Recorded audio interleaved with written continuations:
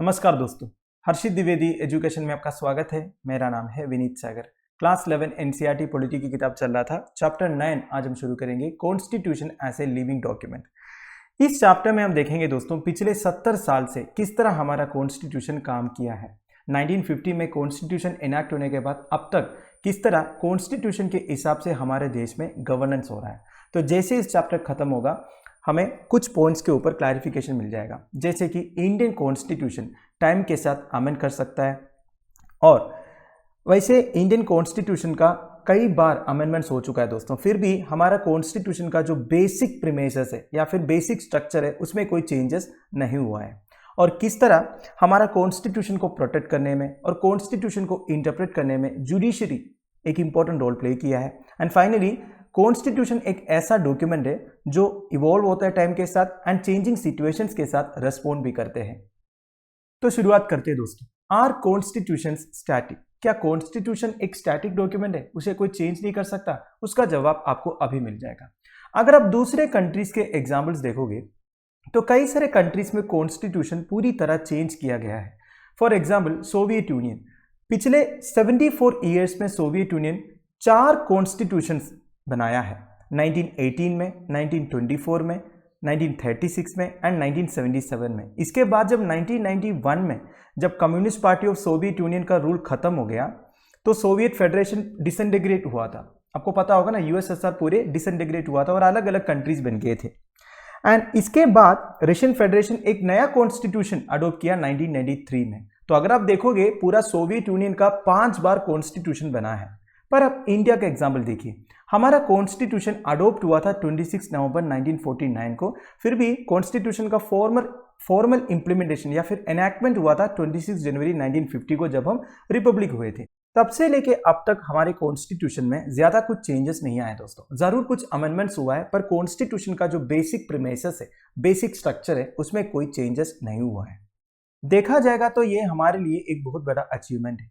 तो इसका मतलब ये है क्या हमारा कॉन्स्टिट्यूशन इतना अच्छा है कि उसमें कोई चेंजेस ही नहीं चाहिए, या फिर हमारे कॉन्स्टिट्यूशन मेकर्स इतने फार साइटेड थे क्या कि वो आने वाले टाइम पे जो चेंजेस होगा उन्हें फोर्स ही किए थे? एक तरफ सोचेगा तो ये दोनों सही है दोस्तों, कि हमारा कॉन्स्टिट्यूशन एक बहुत अच्छा डॉक्यूमेंट है। दूसरा, हमारे कॉन्स्टिट्यूशन मेकर्स ऐसे एक्सपर्ट्स थे, इन्होंने आने वाले टाइम पे जो चेंजेस होगा उन्हें फोर्स ही किए भी थे। पर बात यह है दोस्तों, कोई भी कॉन्स्टिट्यूशन परफेक्ट नहीं होता।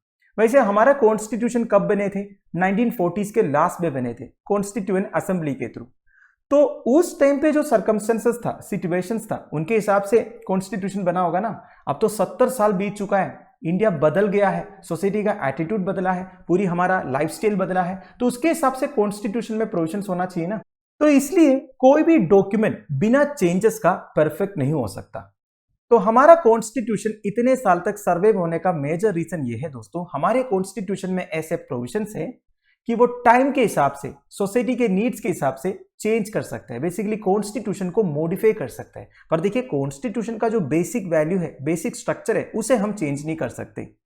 Secondly, in the actual working of the constitution there has been enough flexibility of interpretations. देखिए, हमारा कॉन्स्टिट्यूशन फ्लेक्सिबल भी है, इंटरप्रिटेशंस हो सकता है, और ये इंटरप्रिटेशंस कौन करते हैं? जुडिशरी करते हैं। वैसे जुडिशियल इंटरप्रिटेशन मतलब क्या होता है मैंने आपको पिछले क्लासेस में बताया था, आई होप यू रिमेंबर। वैसे जुडिशियल इंटरप्रिटेशन का बेसिक मतलब ये होता है दोस्तों, एक एक कॉन्स्टिट्यूशनल आर्टिकल का अलग अलग स्कोप निकालना, मतलब निकालना। ये मैंने डिटेल में आपको पिछले क्लासेस में बताया था। Now, both political practice and judicial rulings have shown maturity and flexibility in implementing the Constitution. These factors have made our Constitution a living document rather than closed and static rule book. तो ये सारे features की वजह से हमारा Constitution एक living document है, अभी भी जिंदा है, और ना कि एक closed end static rule book है, मतलब एक बार बना दिया, बंद करके रख दिया, कोई चेंजेस नहीं। हमारा कॉन्स्टिट्यूशन अभी भी जिंदा है दोस्तों, जी रहा है। उसमें चाहिए तो आप मॉडिफिकेशंस कर सकते हो सोसाइटी के नीड्स के हिसाब से, टाइम जिस तरह डिमांड करते हैं उसके हिसाब। कोई भी सोसाइटी में जब एक कॉन्स्टिट्यूशन ड्राफ्ट होता है तब एक कॉमन चैलेंज उनके सामने होता है दोस्तों, वो ये है कि कॉन्स्टिट्यूशन जब बनेंगे या फिर ड्राफ्ट होगा वो उस टाइम के हिसाब से होगा ना, उस टाइम का जो सर्कमस्टेंसेस है, सिचुएशंस है, उसके हिसाब से कॉन्स्टिट्यूशन बनेगा। एट द सेम टाइम उन्हें आने वाले टाइम पे क्या क्या चेंजेस हो सकता है देश में, उसके हिसाब से भी कुछ करना होगा ना। तो वो नीड्स को भी कैटर करना होगा कॉन्स्टिट्यूशन में। तो मेरा कहने का मतलब यह है दोस्तों, constitution will always have something that is contemporary and something that has a more durable importance. कोई भी कॉन्स्टिट्यूशन में आपको कुछ कंटेम्पररी फीचर्स देखने को मिलेगा। मतलब जब कॉन्स्टिट्यूशन बना था तब क्या सर्कमस्टेंसेस थे, तब क्या सिचुएशंस थे, उसके कुछ फीचर्स आपको देखने को मिलेगा। एट द सेम टाइम उसका कुछ ड्यूरेबल इंपॉर्टेंस भी होगा, मतलब आने वाले टाइम के लिए भी वो ड्यूरेबल रहेगा, लास्टिंग रहेगा। Eight the same time constitution एक फ्रोजन और अनअल्टरेबल डॉक्यूमेंट नहीं है। वो ऐसा एक डॉक्यूमेंट है जिसमें रिविजन्स की जरूरत है, चेंजेस की जरूरत है, री एग्जामिनेशन की जरूरत है। वैसे ये सच है, constitution reflects the dreams and aspirations of the concern society. एक सोसाइटी एज ए होल, उनका ड्रीम्स एंड एस्पिरेशंस रिफ्लेक्ट होता है दोस्तों कॉन्स्टिट्यूशन में। हमें यह भी मन में सोचना पड़ेगा that constitution is a framework for the democratic governance of the society. किस हिसाब से डेमोक्रेटिक गवर्नेंस एक सोसाइटी में होना चाहिए, इसके लिए एक फ्रेमवर्क है दोस्तों constitution. In this sense it is an instrument that societies create for themselves. तो बेसिकली क्या है कॉन्स्टिट्यूशन? एक ऐसा इंस्ट्रूमेंट है जो सोसाइटीज अपने आप के लिए क्रिएट करते हैं। तो हमारा कॉन्स्टिट्यूशन मेकर्स को ये सारी बातें पता था, तो इन्होंने क्या किया, they placed the constitution above ordinary law and expected that future generations will respect the document. At the same time they recognized that in future the document may require modifications. देखिए हमारे कॉन्स्टिट्यूशन मेकर्स ने क्या किया, ऐसा एक महत्वपूर्ण document बनाया जिसे आने वाले जनरेशन रेस्पेक्ट करें। एट द सेम टाइम इन्होंने फ्यूचर में इस डॉक्यूमेंट में मॉडिफिकेशंस की जरूरत होगी उसे भी रिकॉग्नाइज किया। Even at the time of writing the constitution, they were aware that on many matters there were differences of opinion. Whenever society would veer toward any particular opinion, a change in the constitutional provisions would be required. वही बात फिर से repeat हो रहा है दोस्तों। देखिए constitution makers को ये पता था कि आने वाले टाइम पे कॉन्स्टिट्यूशन में टाइम के साथ सोसाइटी के नीड्स के साथ चेंजेस करना पड़ेगा, क्योंकि देखिए हमेशा डिफरेंसेस ऑफ ओपिनियन होगा। तो हमारा इंडियन कॉन्स्टिट्यूशन में ऐसे प्रोविजंस इंक्लूड किया ताकि टाइम टू टाइम उसमें चेंजेस ला सकते हैं। तो कुल मिला के आप बोल सकते हो कॉन्स्टिट्यूशन एक स्टैटिक डॉक्यूमेंट नहीं है। It is not the final word about everything, it is not unalterable. देखिए कोई स्टैटिक डॉक्यूमेंट नहीं है, एक फाइनल डॉक्यूमेंट आप नहीं बोल सकते हो। ये सिचुएशन के हिसाब से, टाइम के हिसाब से चेंज कर सकते हैं। पर आपको मैं फिर से बोलूंगा, कॉन्स्टिट्यूशन में चेंजेस ला सकते हैं, मॉडिफिकेशंस ला सकते हैं, पर कॉन्स्टिट्यूशन का जो बेसिक वैल्यू है, बेसिक स्ट्रक्चर है, जिस हिसाब से हमारे कॉन्स्टिट्यूशन मेकर्स ने कॉन्स्टिट्यूशन को बनाया था, उसमें कोई चेंजेस आप नहीं कर सकते।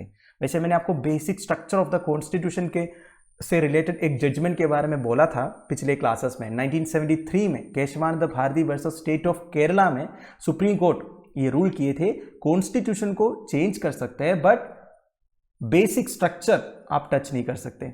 वैसे बेसिक स्ट्रक्चर क्या है, इसका एक क्लियर डेफिनेशन मैं आपको दे नहीं सकता, सुप्रीम कोर्ट भी ये डिफाइन नहीं किया है। फिर भी सुप्रीम कोर्ट अलग अलग जजमेंट्स के थ्रू ये बोला है फंडामेंटल राइट्स बेसिक स्ट्रक्चर है, और भी कई सारे आर्टिकल्स है जो बेसिक स्ट्रक्चर में आते हैं। मतलब उन्हें अगर आप चेंज करोगे तो कॉन्स्टिट्यूशन जिस तरह बनाया था उसका कोई मतलब नहीं रहेगा। तो ये सुप्रीम कोर्ट के ऊपर है, जो कस्टोडियन ऑफ द कॉन्स्टिट्यूशन है उनके ऊपर है कि वो बेसिक स्ट्रक्चर को कैसे डिफाइन करें। वैसे कॉन्स्टिट्यूशन को अमेंड करने का एक प्रोसीजर है दोस्तों, वो कॉन्स्टिट्यूशन में लिखा हुआ है, दैट इज आर्टिकल 368। पार्लियामेंट में in exercise of its constituent power amend by the way of addition, variation or repeal any provision of this constitution in accordance with the procedure laid down in this article। तो article 368 में वो सारे procedures लिखा हुआ है किस तरह constitution को अमेंड कर सकते हैं। अमेंड करने का मतलब क्या हो गया, कुछ प्रोविजंस ऐड करना या फिर कुछ प्रोविजंस को रिपील करना, कुछ प्रोविजंस में कुछ चेंजेस लाना, ये सारे अमेंडमेंट्स में आता है। तो बेसिकली हमारे कॉन्स्टिट्यूशन मेकर्स ये चाहते थे कि एक बैलेंस मेंटेन करना, मतलब चाहे तो कॉन्स्टिट्यूशन में अमेंडमेंट्स कर सकता है, eight the same time unnecessary and frequent changes होना भी नहीं चाहिए। तो हम बोल सकते हैं हमारा कॉन्स्टिट्यूशन एक फ्लेक्सिबल कॉन्स्टिट्यूशन है, eight the same time rigid constitution भी है। फ्लेक्सिबल मतलब क्या है, ओपन टू चेंजेस, चाहे तो कुछ चेंजेस कर सकते हैं। रिजिड मतलब क्या है, बिल्कुल चेंजेस आप नहीं कर सकते हो। जिस कॉन्स्टिट्यूशन को इजिली चेंज कर सकता है ना, या फिर इजिली मॉडिफाइड कर सकता है, उसे आप फ्लेक्सिबल कॉन्स्टिट्यूशन बोल सकते हैं। जो अमेंड करने में बहुत ही डिफिकल्ट है, बहुत ही लंबा प्रोसीजर्स करना होता है, उसे आप रिजिड कॉन्स्टिट्यूशन बोल सकते हो। तो हमारा इंडियन कॉन्स्टिट्यूशन जो है रिजिड भी है, eight the same time flexible भी है। और देखिए हमारे कॉन्स्टिट्यूशन मेकर्स को यह बात पता था कि कॉन्स्टिट्यूशन में कुछ फॉल्ट्स और मिस्टेक्स हो सकता है। देखिए कोई भी कॉन्स्टिट्यूशन 100% फ्री ऑफ एरर्स नहीं हो सकता, तो ऐसे कोई मिस्टेक्स या एरर्स नजर आता है कोई भी पार्लियामेंट को तो वो इजीली चेंज कर सकते हैं। मेरा कहने का मतलब यह है दोस्तों, कुछ प्रोविजंस ऐसा है कॉन्स्टिट्यूशन में जो इजीली चेंज कर सकता है, सिंपल मेजोरिटी की जरूरत है। कुछ प्रोविजंस ऐसा है दोस्तों कॉन्स्टिट्यूशन में जिसे इजीली चेंज नहीं कर सकते, कुछ स्पेशल प्रोसीजर फॉलो करना होता है। वैसे कॉन्स्टिट्यूशन को अमेंड करने का प्रोसीजर क्या है मैं आपको आगे बताऊंगा। और कुछ प्रोविजंस ऐसा है कॉन्स्टिट्यूशन में जो करने के लिए जितने स्टेट गवर्नमेंट्स है उनके परमिशन की जरूरत है। देखिए क्या लिखा है, but at the same time the constitution was framing A federal polity and therefore the rights and powers of the states could not be change without the consent of states. ऐसा कोई amendment जिसमें state governments के rights and powers को affect करता है, उसे करने के लिए स्टेट गवर्नमेंट्स का कंसेंट की भी जरूरत है। समझ गए? तो कुल मिला के हमारा कॉन्स्टिट्यूशन रिजिड भी है, फ्लेक्सिबल भी है। अब मैं आपको बताऊंगा how to amend the constitution. हमारा कॉन्स्टिट्यूशन में ऐसे कुछ आर्टिकल्स है जिसे सिंपल मेजोरिटी से अमेंड कर सकता है। For example article 2 and article 3। Article 2 में क्या लिखा है, पार्लियामेंट में by law admit into the union new states. अगर यूनियन के साथ नए स्टेट्स को एडमिट करना है तो ये आर्टिकल 2 में लिखा है ना, तो आर्टिकल 2 का जो शेड्यूल होगा कॉन्स्टिट्यूशन में उसमें ये लिखा है कि इंडिया में कितने स्टेट्स हैं। अगर एक नया स्टेट ऐड हो रहा है तो बेसिकली आर्टिकल 2 में चेंजेस करना पड़ेगा ना, क्योंकि एक नया स्टेट ऐड हो रहा है। तो इसके लिए सिंपल मेजोरिटी के साथ वो बिल पास करने की जरूरत है। आर्टिकल 3 में क्या लिखा है, पार्लियामेंट में by law increase the area of any state. कोई भी स्टेट का एरिया अगर इंक्रीज करना है यह भी पार्लियामेंट कर सकता है, इसके लिए भी केवल सिंपल मेजोरिटी की जरूरत है। अब इसमें आपको ध्यान रखना है दोस्तों, आर्टिकल 2 एंड आर्टिकल 3 में एक टर्म है बाय लॉ। अगर आप कोई भी आर्टिकल में बाय लॉ करके एक टर्म देखोगे ना, इसका मतलब यह है कि वो जो आर्टिकल अमेंड करने के लिए सिंपल मेजोरिटी की जरूरत है बस।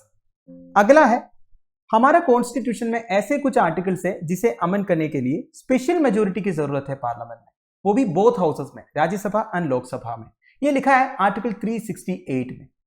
नाउ स्पेशल मेजोरिटी मतलब क्या होता है मैंने आपको पिछले क्लासेस में बताया था और एक बार ब्रीफली बता देता हूं। Total number of members present and voting का 2/3 वोट्स चाहिए and total number of members of the house का 50% का सपोर्ट चाहिए। फॉर एग्जांपल हमारा लोकसभा में 543 मेंबर्स है, मान लीजिए वोटिंग के दिन केवल 400 मेंबर्स पहुंचे। अब 400 मेंबर्स का 2/3 कितना है, करीब 270 तक आएगा, है कि नहीं, 270 नहीं उसके आसपास आएगा। तो ये 270 मेंबर्स का वोट चाहिए अगर ये बिल पास होना है, plus total number of members of the house है ना, उनके 50% का सपोर्ट भी चाहिए। ये होता है स्पेशल मेजोरिटी। समझ गए? नाउ तो ये लिखा है आर्टिकल 368 में। और एक होता है दोस्तों special majority plus legislatures of half the states. हमारा कॉन्स्टिट्यूशन में ऐसे भी प्रोविजंस है, ऐसे भी आर्टिकल्स है जिसे अमेंड करने के लिए स्पेशल मेजोरिटी ही नहीं, साथ साथ में half of the states legislatures का कंसर्न भी चाहिए या फिर रैटिफिकेशन भी चाहिए। हमारे देश में कितने स्टेट है, 28 स्टेट्स है, उसमें से 14 स्टेट लेजिस्लेचर्स का कंसर्न भी चाहिए कुछ आर्टिकल्स को अमेंड करने के लिए। तो आप समझ गए ना, कुछ आर्टिकल्स को आप सिंपल मेजोरिटी से अमेंड कर सकता है, कुछ आर्टिकल्स को स्पेशल मेजोरिटी से अमेंड कर सकता है, और कुछ आर्टिकल्स को special majority plus legislatures of half the states का रैटिफिकेशन से ही अमेंड कर सकता है। आपको यह ध्यान रखना है, all amendments to the constitution are initiated only in the parliament. Besides the special majority in the parliament, no outside agency like a constitution commission or a separate body is required for amending the constitution. Constitution amend करने का sole authority parliament के पास है, कोई और outside agency constitution amendment में involved नहीं है। कोई constitution commission या फिर कोई separate body, ये सब कुछ नहीं है। पार्लियामेंट के पास सर्वाधिकार दिया हुआ है दोस्तों कॉन्स्टिट्यूशन को अमेंड करने का, केवल प्रोसीजर्स फॉलो कर। सिमिलरली मैंने आपको बोला था कुछ आर्टिकल्स को अमेंड करने के लिए half of the state legislatures का कंसेंट की जरूरत है। अब देखिए ये जो बिल है स्टेट लेजिस्लेचर्स में भेज दिया जाएगा, उधर डिस्कशन होगा, फिर वो रैटिफाई करके भेज देगा। अगर नहीं रैटिफाई करना है तो वो अलग बात है। सेंटर के लिए आर्टिकल 368 के हिसाब से केवल half of the total states का कंसेंट चाहिए। अब 28 स्टेट्स है और 28 स्टेट्स का कंसर्न नहीं चाहिए, ओनली 14 का कंसर्न चाहिए। समझ गए? अब आप ये मत सोचिएगा कि देखिए स्टेट से कंसर्न एक मैटर है और पूरे स्टेट्स में एक रेफरेंडम कंडक्ट कराएगा, मतलब लोगों से पूछ लिया जाएगा, ऐसा कुछ नहीं है। स्टेट लेजिस्लेचर में ही सब कुछ डिस्कशन होगा। An amendment like bill, like all other bills, goes to the president for his assent. But in this case, president has no powers to send it back for reconsideration. देखिए ये जो amendment bills होता है ना, उसे constitution amendment bills बोलते हैं। अब ये नॉर्मल बिल की तरह है, मतलब लोकसभा एंड राज्यसभा में पास होने के बाद ये प्रेसिडेंट के सिग्नेचर के लिए जाएगा। पर इस केस में प्रेसिडेंट अपना वीटो पावर यूज नहीं कर सकते। प्रेसिडेंट के पास जो वीटो पावर्स है उसके बारे में हमने पिछले क्लासेस में डिस्कस किया था। सम केसेस में प्रेसिडेंट बिल को वापस भेज सकता है रिकंसिडरेशन के लिए। मैंने आपको यह भी बोला था, प्रेसिडेंट एक बार एक बिल को वापस भेजते हैं रिकंसिडरेशन के लिए। अगर लोकसभा एंड राज्यसभा उस बिल को फिर से पास करके भेजते हैं, फिर प्रेसिडेंट को वो साइन करना ही पड़ेगा। प्रेसिडेंट के पास फिर कोई ऑप्शन नहीं है, ये आप ध्यान दीजिएगा। नाउ कॉन्स्टिट्यूशन अमेंडमेंट बिल्स जब पास होके प्रेसिडेंट के पास सिग्नेचर के लिए आते हैं, प्रेसिडेंट को साइन करना ही है, वापस रिकंसिडरेशन के लिए भेज नहीं सकते। ठीक है, ये भी आप ध्यान दीजिएगा। Now our constitution avoids all complications, this makes the amendment procedure relatively simple. तो देखिए देखा जाएगा तो हमारा जो अमेंडमेंट प्रोसीजर है इतना टाइट नहीं है। हाँ, कुछ आर्टिकल्स को अमेंड करने के लिए जैसे कि special majority plus half of the total state legislatures का कंसर्न, ये सब थोड़ा सा एक डिफिकल्ट प्रोसीजर लग सकता है, फिर भी देखिए ये सब जरूरी भी है कि नहीं। नाउ मैंने आपको बोला था only elected representatives of the people are empowered to consider and take final decisions on the questions of amendments. Thus, sovereignty of elected representatives is the basis of amendment procedure. देखिए मैंने आपको ये बोला था ना, कॉन्स्टिट्यूशनल अमेंडमेंट करने में सर्वाधिकार किसके पास है? पार्लियामेंट के पास है, बेसिकली इलेक्टेड रिप्रेजेंटेटिव्स के पास है। इसको बोलते हैं दोस्तों पार्लियामेंट्री सोवरेनिटी, मतलब पार्लियामेंट को ये सोवरेन पावर दिया हुआ है कॉन्स्टिट्यूशन को अमेंड करने का। Thus, sovereignty of elected representatives, that is parliamentary sovereignty, is the basis of amendment procedure. amendment procedure का बेसिस आप बोल सकते हो parliamentary sovereignty। अब दोस्तों इधर स्पेशल मेजोरिटी के बारे में और रैटिफिकेशन ऑफ स्टेट्स के बारे में लिखा हुआ है। ये दोनों मैंने आपको पहले बता दिया ये क्या होता है। कुछ कॉन्स्टिट्यूशनल आर्टिकल्स को अमेंड करने के लिए स्पेशल मेजोरिटी की जरूरत है, कुछ कॉन्स्टिट्यूशनल आर्टिकल्स को अमेंड करने के लिए special majority plus state legislatures का कंसेंट का भी जरूरत है। स्पेशल मेजोरिटी मतलब क्या होता है मैंने आपको बता दिया इधर, जो 2/3 मेंबर्स का वोट जो चाहिए। एक चीज आपको ध्यान रखना है दोस्तों, जब कॉन्स्टिट्यूशन अमेंडमेंट बिल के ऊपर वोटिंग होता है उसमें 50% का स्ट्रेंथ होना जरूरी है। मैंने आपको बोला था ना, total members of the house का 50% का सपोर्ट तो चाहिए ही चाहिए। मान लीजिए वोटिंग के दिन केवल 300 लोग ही पहुंचे लोकसभा में, तभी 273 मेंबर्स का सपोर्ट चाहिए, मतलब टोटल मेंबर्स ऑफ लोकसभा कितना है? 543 है, तो इसका आधा जो है उनका सपोर्ट तो चाहिए ही चाहिए। और ये जो 300 मेंबर्स प्रेजेंट होगा उसमें से 2/3 का वोट्स भी चाहिए। ये होता है स्पेशल मेजोरिटी। ठीक है, अब इधर कुछ टास्क दिया हुआ है दोस्तों आपको, लाइक मान लीजिए imagine that 400 members of Lok Sabha have voted on an amendment bill, how many members should support the bill to get the bill passed. ठीक है, 400 मेंबर्स अगर लोकसभा में वोट किया है अमेंडमेंट बिल के ऊपर, तो कितने मेंबर्स का सपोर्ट चाहिए होता है वो बिल पास होने के लिए। ये सब मैंने आपको पहले ही बता दिया, फिर से बताने का कोई मतलब नहीं। फिर देखिए रैटिफिकेशन ऑफ स्टेट्स के बारे में लिखा हुआ है। वही है दोस्तों, मैंने आपको बोला था कुछ आर्टिकल्स को अगर अमेंड करना है जो स्टेट्स के पावर से रिलेटेड है, तो वो स्टेट गवर्नमेंट्स में भेज दिया जाएगा। तो इससे हमारा federal nature of the constitution ensure होता है कि नहीं। अब स्टेट्स का भी कंसर्न मांग रहे हो तो इसका मतलब यह है आप फेडरल सिस्टम को और स्ट्रेंथन कर रहे हो, है कि नहीं। तो वही फिर से बताया हुआ है। नाउ कुछ कंट्रीज का एग्जाम्पल दिया हुआ है दोस्तों, उधर कॉन्स्टिट्यूशन अमेंडमेंट कैसे होता है। देखिए, one is the principle of special majority. Special majority वाला प्रिंसिपल फॉलो होता है United states of America, south Africa, Russia etcetera. In case of constitution of United states of America it is 2/3 majority, while in south Africa and Russia कुछ amendments के लिए 3/4 majority की जरूरत है। ठीक है, देखिए स्पेशल मेजोरिटी मतलब वैसे 2/3 होता है, यूएस में तो ऐसा ही है, पर साउथ अफ्रीका एंड रशिया में कुछ आर्टिकल्स को अमेंड करने के लिए 3/4 मेजोरिटी की जरूरत है। समझ गया ना, 75% मेजोरिटी की जरूरत है। The other principle that is popular among many modern constitutions is that of people's participation। देखिए कुछ कंट्रीज में ऐसा है दोस्तों, कॉन्स्टिट्यूशन के कुछ आर्टिकल्स को अमेंड करने के लिए पीपल्स पार्टिसिपेशन इंश्योर करता है। For example in Switzerland people can even initiate an amendment. देखिए कॉन्स्टिट्यूशनल अमेंडमेंट को इनिशिएट वैसे हमारे देश में कौन करते हैं, मेंबर्स ऑफ पार्लियामेंट करते हैं। स्विट्जरलैंड में ऐसा नहीं दोस्तों, अगर लोगों को ऐसा लगता है कॉन्स्टिट्यूशन में अमेंडमेंट की जरूरत है, वो एक अमेंडमेंट प्रोसेस इनिशिएट कर सकता है। Other examples of countries where people initiate or approve amendment to the constitution are Russia and Italy। देखिए रशिया इटली जैसे कंट्रीज में भी ऐसे प्रोविजन है दोस्तों जहां लोग जो है एक कॉन्स्टिट्यूशनल अमेंडमेंट प्रोसीजर इनिशिएट कर सकता है, पर इंडिया में ऐसा कोई प्रोसीजर नहीं है, ध्यान दीजिए। तो हम समराइज कर सकते हैं दोस्तों that the constitution of India can be amended through large scale consensus and limited participation of the states, है कि नहीं। एक तो लार्ज स्केल कंसेंसस की जरूरत है मेंबर्स ऑफ पार्लियामेंट के बीच में, and at the same time states का भी एक लिमिटेड पार्टिसिपेशन है।